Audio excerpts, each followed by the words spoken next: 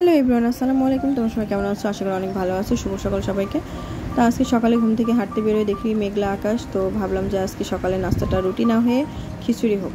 তো বাসায় এসে আমি খিচুড়ি ভুনা করব। তখন আমার বান্ধবী বললো যে দোস্ত সবজি খিচুড়ি রান্না করো। তো সবজি খিচুড়ি করার জন্য এই তো ডাউল নিয়ে নিয়েছি আমি 4 ধরনের, পেঁয়াজ, রসুন, মরিচ, কাঁচা মরিচ, শুকনো মরিচ সবকে সুন্দর করে নিয়ে নিয়েছি একটা পাত্রে। তো তারপরে আমি সবজিগুলো সুন্দর করে কেটে সব ধরনের সবজিগুলো কেটে নিয়েছি, যেহেতু কালকে বাসা থেকে এসেছে টাটকা সবজি, একদম কেমিক্যাল ছাড়া। তো এরপর যে সবজিগুলো কেটে নিয়েছি, সবজিগুলো কেটে ধুয়ে নিয়েছি, তারপরে আলাদা পাত্রে রেখে দিয়েছি। এরপরে যেহেতু খিচুড়ি রান্না করবো, আমি চাউলটা ধুয়ে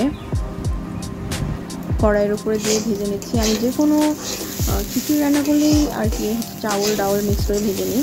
তো একটু চাউলটা ভাজা ভাজা হয়ে গেলে এরপর যে ডাউলটা দিয়ে দিব। ডাউলটা দিয়ে আর একটু ভালো করে ভেজে নেব। তো ডাউল এবং চাউল ভাজা হয়ে গেলে আমি আলাদা পাত্রে তেল এবং পেঁয়াজ মরিচ দিয়ে সুন্দর করে ভাজবো। এরপর যে শুকনো মরিচ, দারচিনি, এলাচ দিয়ে দিচ্ছি। তারপর পেঁয়াজ, রসুন, মরিচ কাটা যেগুলো সেগুলো দিয়ে দিচ্ছি। তো দিয়ে ভালো করে একটু ভাজা ভাজা হয়ে গেলে স্বাদ মতো লবণ দিব। লবণটা আসলে যে যার মতো খাই তেমন করে দেবেন। এরপর যে এটা অনেক একটু ভাজা ভাজা হয়ে আসলে সবজি যে ধুয়ে রাখছিলাম সেই সবজিগুলো দিয়ে আমি ভালো করে কষিয়ে নেবো, যাতে কাঁচা সবজির একটা ফ্লেভার না আসে। একটু দিয়ে দিচ্ছি। সবজিটা একটু ভালো করে কষানো হয়ে গেলে আমি এরপর যে চাউলও দিয়ে দিব, দিয়ে একটু ভালো করে কষিয়ে নেব। তো এই তো সবজিটা সুন্দর করে কষানো হয়ে গেছে।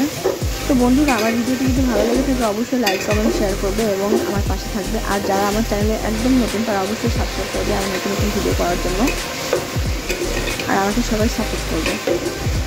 তো এই তো চাউল দিয়েছি মিক্স করা। তো এটা একটু ভালো করে ভেজে নেব এবং কষিয়ে নেওয়ার পরে যখন ভালো করে কষানো হয়ে যাবে পরিমাণ মতো পানি দিয়ে দেব।